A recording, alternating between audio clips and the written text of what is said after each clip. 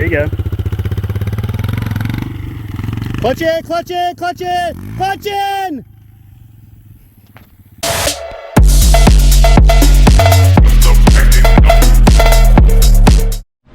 Alright, CRF 230L oil change, pretty simple. You're going to start off with a 24 ratchet wrench. You're going to let the motor run 3 to 5 minutes, kind of warm up, and then let it cool down for a few. You don't want the oil hot to where the point it's just going to burn you, but you do want it warm enough where everything flows out nice and easy for the oil change.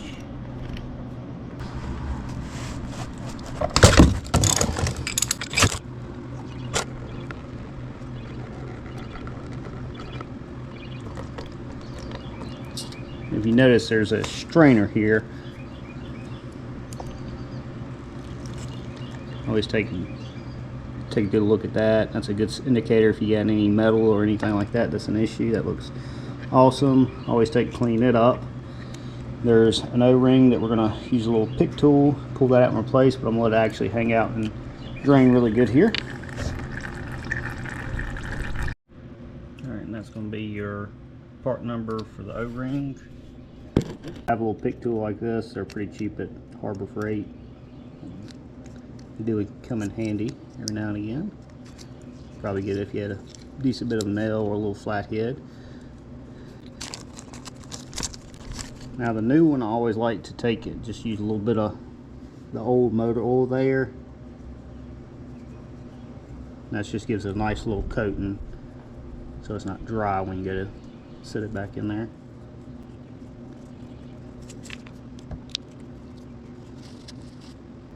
And 230 does not have an actual oil filter. This is the only screen or kit, so that's why I always take a really good look to see if anything is in there, if it's got any potential for any issues there. Like I said, that looks pretty good. I can see through it nicely. As soon as I finish it draining, the reverse will go back in. Alright, so you can run 1030, 1040.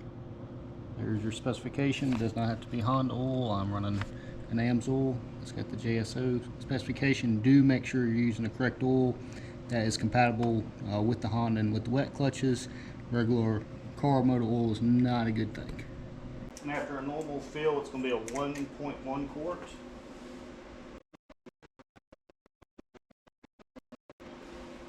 And from here, you're going to restart your bike.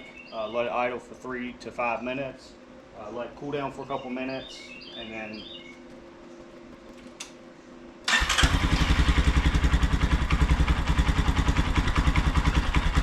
so taking the time and letting the bike warm up, cool down, checking it level, it's all important to make sure you have the proper oil level.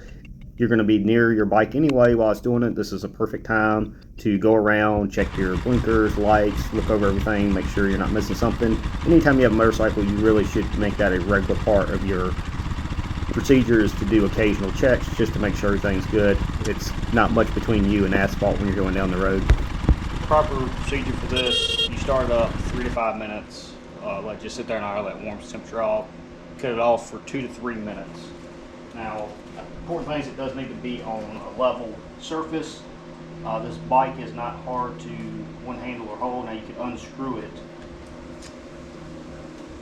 with it off to the kickstand. A lot of people will assume that you can just come out like a lot of cars. You can check the code. Most motorcycles, or a lot of Hondas anyway, are different from that. So, and another key thing here is when it's level, you're just going to stick it in until it stops. You're not going to screw it all the way in and back out. And we are right on the money. That's a common mistake a lot of people will do, is they'll check it on the kickstand. They won't do the proper warm-up weight procedure to check oil, and they think they're either high or low, and they're either adding when they're not supposed to, or they're taking some out. So it's a little simple step, but it's an easy thing.